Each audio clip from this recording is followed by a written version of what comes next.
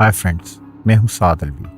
आज मैं आपको बताने जा रहा हूं म्यूजिक प्रोडक्शन और मिक्सिंग के कुछ टिप्स।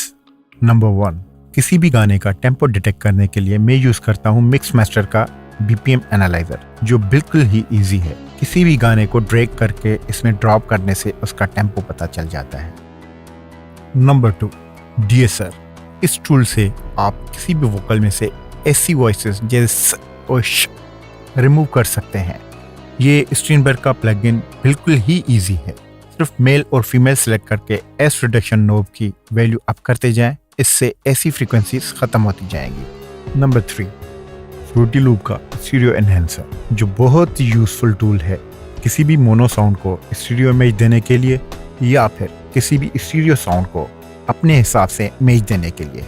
नंबर 4, जब भी आप अपने ऑडियो का मास्टर बनाने जाएं तो इक्वलाइजर से 40 हर्ट्ज से पहले की फ्रीक्वेंसीज और 18,000 के बाद की फ्रीक्वेंसीज कट कर दें।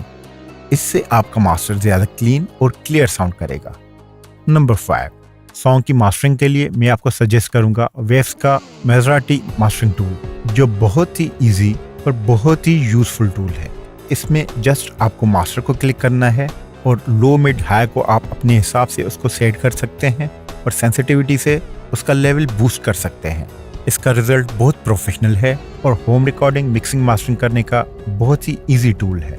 Don't forget to subscribe my YouTube channel Saad Alvi official. Bye bye.